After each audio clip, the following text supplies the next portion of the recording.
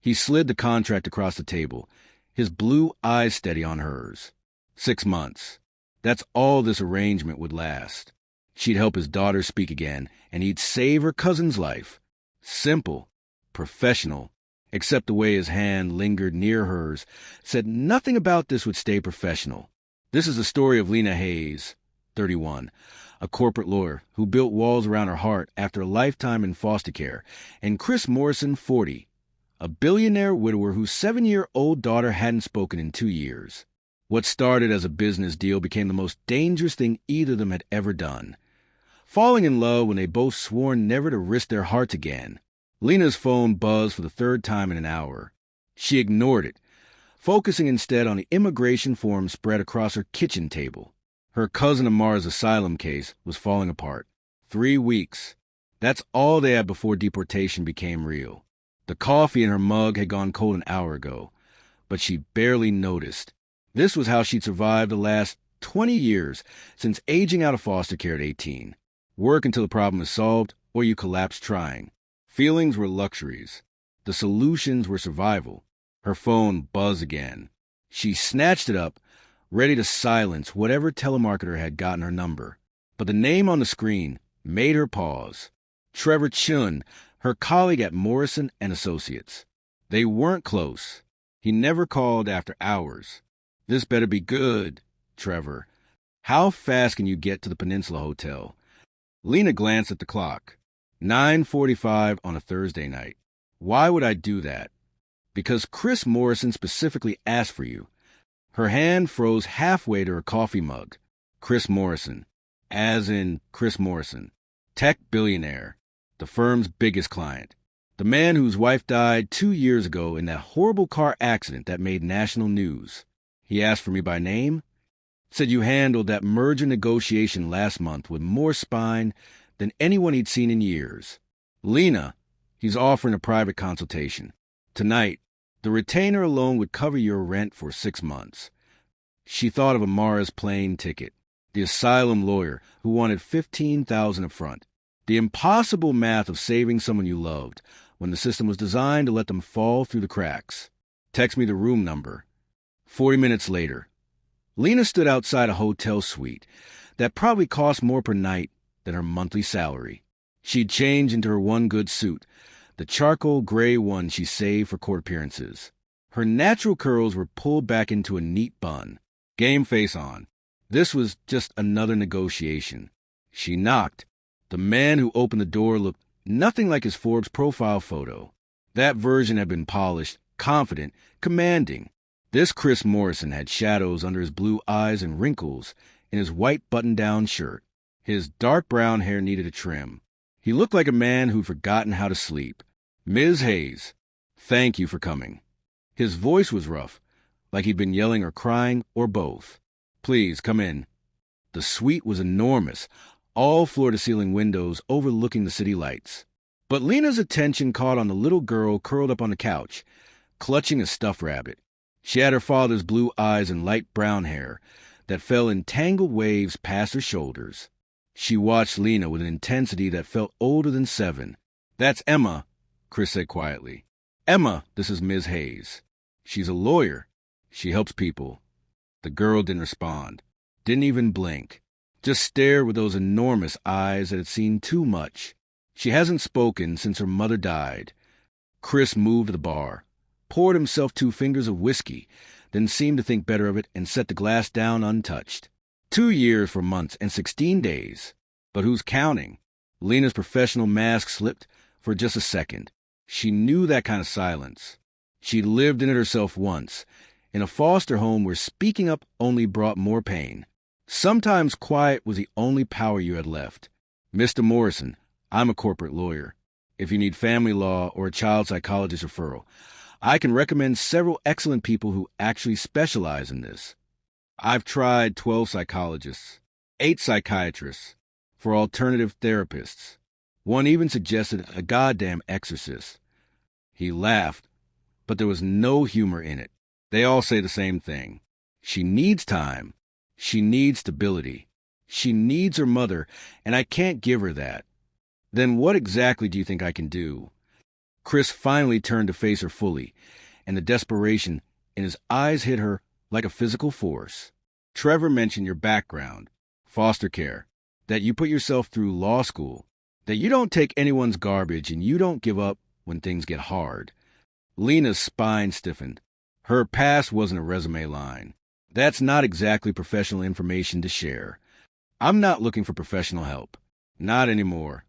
He moved closer, and she caught the faint scent of expensive cologne mixed with exhaustion. I'm looking for someone who understands what it's like to survive impossible things. Someone Emma might actually trust. You don't know anything about me. I know you negotiated a $80 million deal last month without blinking. I know 3 different partners at your firm called you a ruthless closer. I know you grew up in the system and clawed your way to the top anyway. His jaw tightened. And I know you're desperate enough to take a meeting at 10 p.m. on a Thursday, which means you need something too. The accuracy of that hit too close. Lina forced herself to breathe slowly, maintain control. Even if that were true, what are you proposing? An arrangement. Chris walked to the desk, pulled out a folder, and handed it to her. You move into my house for 6 months. Help Emma. Be there when she wakes up from nightmares. Teach her that women can be trusted again. In exchange, I'll pay you $200,000, plus full legal support for whatever immigration case you're fighting. Lina's heart stopped. $200,000. That was Amara's asylum lawyer. Her tuition, an apartment, everything. It was salvation in a contract. That's insane. That's desperation. Chris's voice dropped lower. My daughter hasn't smiled in 2 years. She barely eats. She's fading right in front of me, and I don't know how to reach her. But when you walked through that door, she looked up, actually looked. That's more than she's done for anyone in months. Lina glanced at Emma again. The little girl was indeed watching her, head tilted, slightly, rabbit clutched tight. There was something in that gaze. Recognition, maybe, or hope. This isn't legal, Lina said carefully. If anyone looked closely, it could be considered immigration fraud if we tie it to my cousin's case. Then we keep them separate. You're a family consultant, legitimately employed. I pay you a salary. You help Emma. And what I choose to do with my money and legal connections after that is my business. His blue eyes held hers. 6 months, Ms. Hayes. Help my daughter find her voice again. That's all I'm asking. It was manipulation. It was dangerous. It was probably the worst professional decision she could make. Lina thought of Amara, 17 and terrified, waiting to hear if America would send her back to the violence she'd barely escaped. She thought of every foster home she'd survived by staying quiet and invisible. She thought of Emma's hollow eyes. I want the contract in writing. Every detail. Salary, expectations, termination clauses, confidentiality agreements. And I want it reviewed by an independent lawyer before I sign anything. Something shifted in Chris's expression. Relief, maybe, or respect. Done. My attorney can have it ready by tomorrow afternoon. Fine. Lina straightened her shoulders, already mentally cataloging what she'd need to do. Sublet her apartment. Take a leave from the firm. Convince Amara this wasn't completely crazy. But Mr. Morrison, let me be crystal clear about something. Chris. If you're going to live in my house, call me Chris. Chris. His name felt strange on her tongue. Too intimate. This is a job. A temporary arrangement. In 6 months, I walk away. No matter what happens with Emma, no matter what you pay me, this ends when the contract ends. Are we clear? He extended his hand. Perfectly clear. His palm was warm when she shook it, his grip firm. Professional. But the way his thumb brushed across her knuckles for just a fraction of a second was anything but. Lina pulled her hand back, pulse jumping in her throat. 6 months. She could survive anything for 6 months. Even this. What she didn't know was that the moment she walked out of that hotel room, Emma finally moved. The little girl stood up, walked to a window, and pressed her hand against the glass. Her lips moved, forming words no one could hear. But if anyone had been watching closely, they would have seen her mouth shape 3 syllables. Don't leave me. The Morrison house wasn't a house. It was an estate. Lina stood at the iron gates 3 days later, her entire life packed into 2 suitcases and a duffel bag, staring at the sprawling modern structure that looked like it belonged in an architecture magazine. Chris had sent a car. Black SUV. Professional driver who didn't ask questions. The kind of wealth that made problems disappear quietly. The gates opened automatically. Her stomach twisted. Chris met her at the front door, looking slightly more put together than their first meeting. Clean shaven, hair combed, but those shadows under his eyes remained permanent fixtures now. Welcome. He reached for her bags, but she pulled them back instinctively. Old habit. In foster care, you learn fast not to let anyone handle your stuff. It disappeared too easily. He noticed a reaction, held up his hands. Saw I'll show you to your room. The interior was beautiful in that cold, untouched way expensive houses got when no one actually lived in them anymore. White walls, hardwood floors, furniture that looked designed rather than chosen. Picture frames face down on the mantel. Lina caught a glimpse of one before Chris turned it over completely. A woman with kind eyes and Emma's smile. That's my wife. Sarah. His voice was flat. Was my wife. I am sorry. Everyone is. He started up the curved staircase. Your room is in the east wing. Emma's is right next door. Mine is across the hall. There's a housekeeper, Maria, who comes Monday through Friday. Chef prepares meals unless I tell him otherwise. If you need anything, just ask. Lina's room was bigger than her entire apartment. King bed with white linens. Sitting area with a view of the gardens.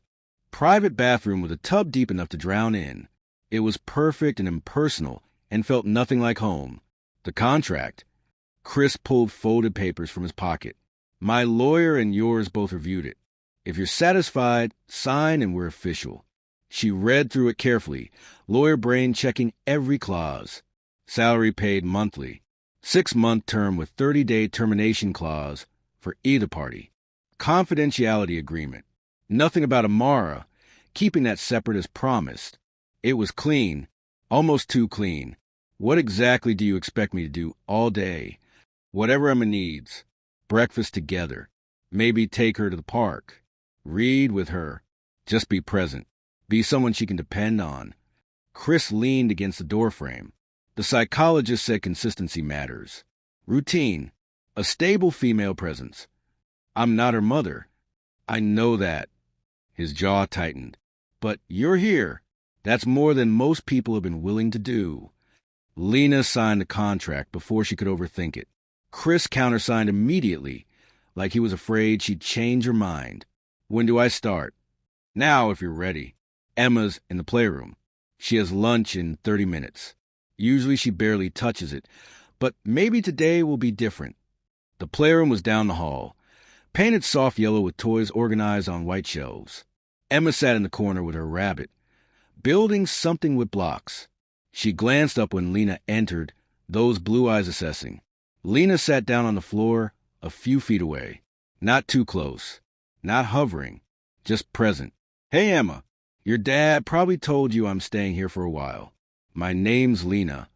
She picked up a block. Turned it over in her hands. I like your rabbit. Does it have a name? Nothing. Emma returned to her blocks, stacking them in a precise pattern. When I was your age, I had a stuffed dog. Called him Buster. He was brown and missing one ear because another kid in the house ripped it off. Lina kept her voice casual, conversational. I used to tell Buster everything. All the stuff I couldn't say out loud. He was a good listener. Emma's hands paused for just a second, then continued building. You don't have to talk to me, Lina continued. But I'm here if you want to, or if you just want someone to sit with. That's okay, too. They sat in silence for 20 minutes. Emma built her tower. Lina watched, occasionally handing her blocks when they were out of reach.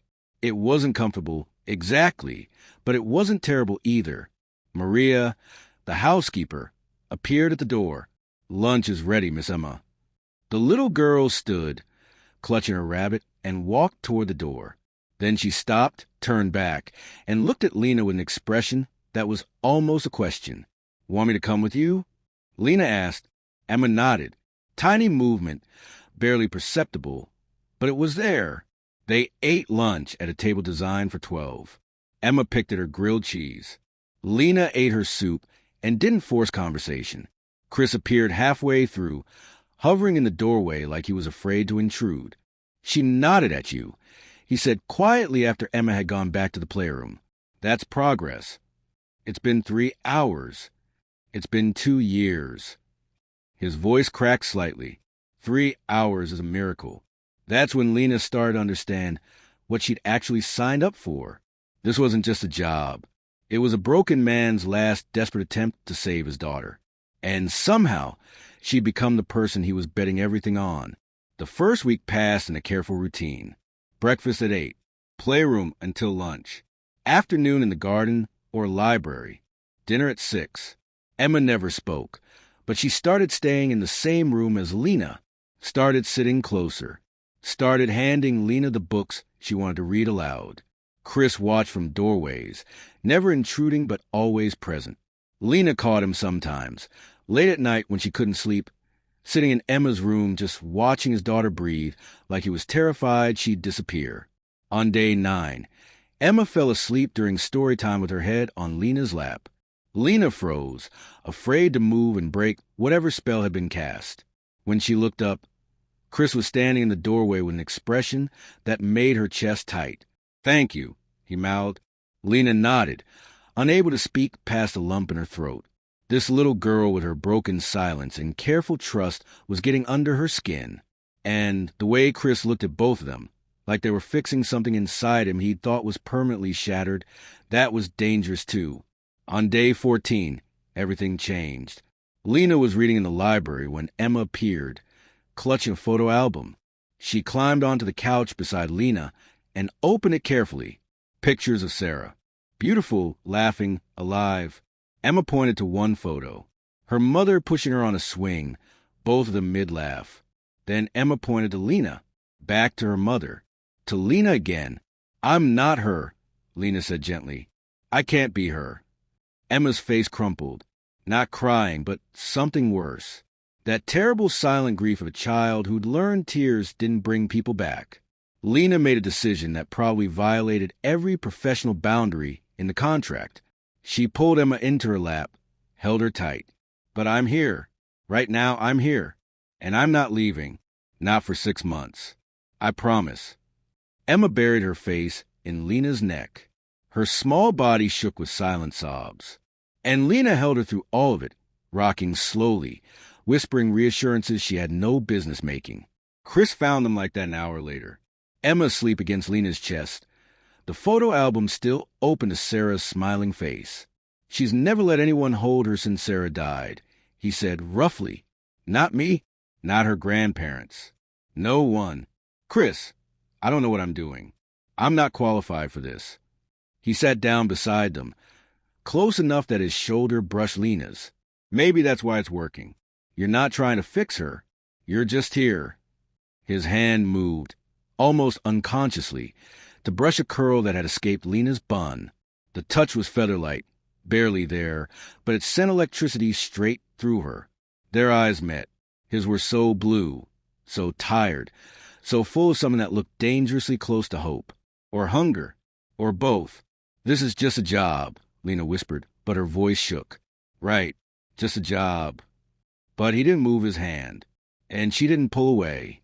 Emma stirred between them, and they both retreated to their separate corners of couch. Professional distance restored. But something had shifted, something neither of them could name yet, but both felt in every charged glance and accidental touch. That night, Lina lay awake in her too-big bed, staring at the ceiling. 4.5 months left on the contract. 4.5 months to keep this professional, to protect her heart, to remember this was temporary. She was already failing. 3 weeks in, and Lina had stopped pretending this was just a job. Emma followed her everywhere now, sat beside her at breakfast, held her hand in the garden, fell asleep during story time with her head in Lina's lap. The little girl still didn't speak, but she laughed. Silent, breathy giggles when Lina made funny faces or tickled her feet. Progress that felt like miracles. But it was Chris who kept Lina awake at night. He'd started joining them for dinner, then staying for story time, then lingering in doorways with excuses about checking if they needed anything. His presence filled every room he entered, and Lina was becoming dangerously aware of it. The way he rolled up his sleeves when he cooked on Maria's days off, the rough sound of his voice in the morning, how he watched Lina with Emma like she was performing magic instead of just existing. It was a Tuesday night when everything unraveled. Emma had a nightmare. Lina heard the small whimpers through the wall and went to her immediately, finding the little girl tangled in sheets, tears streaming down her silent face. Hey, I'm here. Lina climbed into bed beside her, pulled her close. You're safe. It was just a dream. Emma clung to her, shaking. Lina rubbed circles on her back, humming softly. It was a song from her own childhood, one of the few good memories she had. A foster mother who'd lasted 6 months before the system moved Lina again. That woman used to hum this when Lina couldn't sleep. Everything okay? Chris appeared in the doorway, wearing sweatpants and nothing else. His chest was bare, revealing lean muscle and a few scars she'd never seen. Her mouth went dry. Nightmare. She's calming down now. He moved closer, sat on the edge of the bed. His hand found Emma's hair, stroking it gently. You're okay, sweetheart. Lina's got you. The three of them stayed like that until Emma's breathing evened out into sleep. Lina should have left then, gone back to her own room. But Chris was so close, his bare shoulder almost touching hers, and she couldn't make herself move. You're good with her, he whispered. Better than I ever was. That's not true. It is. His voice was raw. Before Sarah died, I worked 70-hour weeks. Traveled constantly.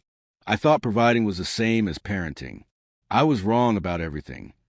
Lina looked at him in the dim light from the hallway, at the grief carved into his features, the exhaustion, the desperate love for his daughter that he wore like an open wound.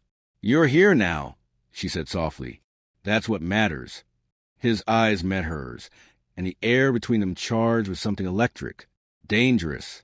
His gaze dropped to her mouth, lingered there for a heartbeat too long. Lina.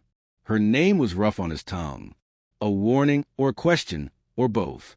She should have pulled away, should have remembered the contract, the boundaries, the fact that she was leaving in 4 months. Instead, she leaned closer. Chris's hand came up to cup her face, thumb brushing her cheekbone. Tell me to stop. I can't. The words barely made it past her lips. He kissed her, soft at first, testing, giving her time to retreat. But Lina had spent her whole life retreating, protecting herself, building walls. And this man, this broken widower with his silent daughter and desperate eyes, made her want to burn every wall to the ground. She kissed him back harder. Her free hand, the one not holding Emma, fisted in his hair. He groaned low his throat, shifted closer, deep in the kiss until she was drowning in him. Then Emma stirred between them, and reality crashed back. They broke apart, both breathing hard. Chris looked wrecked, lips swollen, eyes dark with want and horror. That can't happen again, he said hoarsely. I know. You work for me. This is inappropriate. If anyone found out, it could damage your career, the custody arrangement with Emma's grandparents, everything. I know, Lina repeated, even though her lips still burned from his kiss. Chris stood abruptly, ran his hands through his hair. I'm sorry. I shouldn't have done that. It won't happen again. He left before she could respond. Lina stayed with Emma until morning, watching the little girl sleep, trying to ignore the ache in her chest. It won't happen again. They both knew that was a lie. The next 2 weeks were torture. They were painfully polite, carefully avoiding being alone together. But the tension hummed between them constantly. Every accidental touch felt like fire. Every shared glance across the dinner table lasted too long. Emma noticed, started looking between them with confusion in her blue eyes, like she could sense something had shifted but didn't understand what. Lina threw herself into helping Emma. They baked cookies together, made art projects, had dance parties in the playroom. The little girl was thriving, smiling more, even humming along sometimes when Lina sang.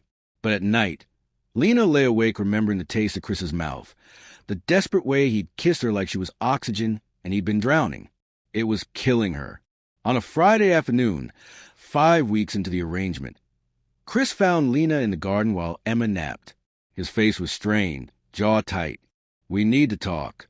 Her heart lurched. "If this is about that night, I already said I understand. It was a mistake." It wasn't a mistake. He moved closer, and she could see the war happening behind his eyes. "That's the problem. I can't stop thinking about you, Lina. I can't sleep. I can't focus. You're in my house, with my daughter, and all I want is to kiss you again, to touch you, to find out if what I felt that night was real or just grief making me crazy. Chris, we can't do this." "I know. Believe me, I know." He laughed bitterly. "You think I want to feel this way? You're leaving in 4 months. You made it clear from the beginning this is temporary. And even if it wasn't, my in-laws are looking for any excuse to take Emma from me. If they found out I'm involved with someone I'm paying to help her, I'd lose everything. Then why are you telling me this?"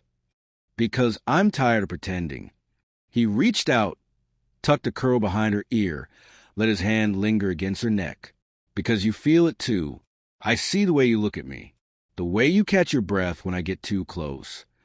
Lina's pulse hammered against his palm. She should lie, should protect them both. Instead, she told the truth. "I feel it." The confession hung between them, dangerous and electric. "So what do we do?" Chris asked quietly. "We survive 4 more months. We focus on Emma.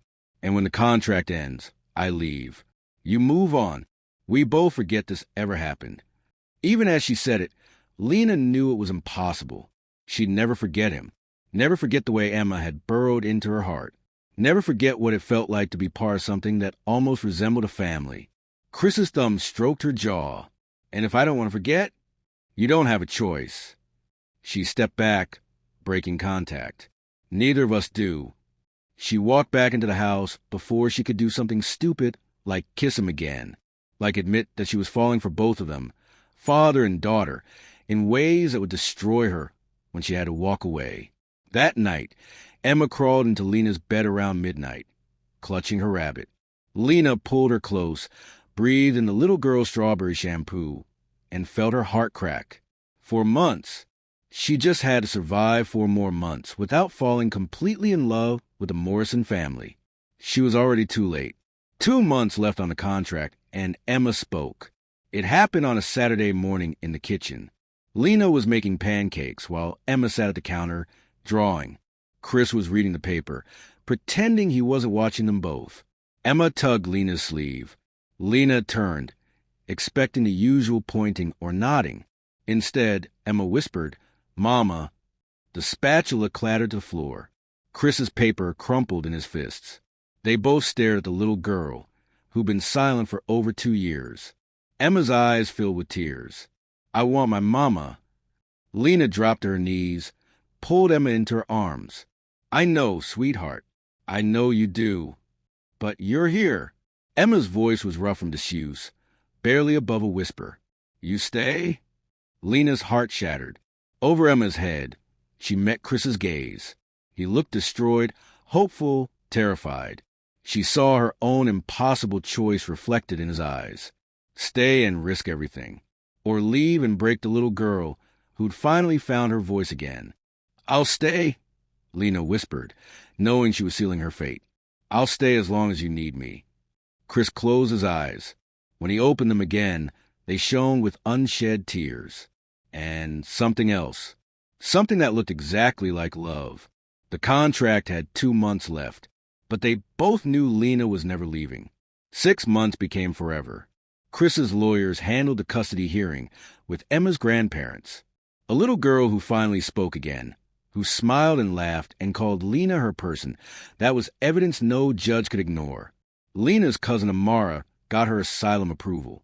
Started college that fall. Moved into the guest house on the Morrison estate because family meant something different now.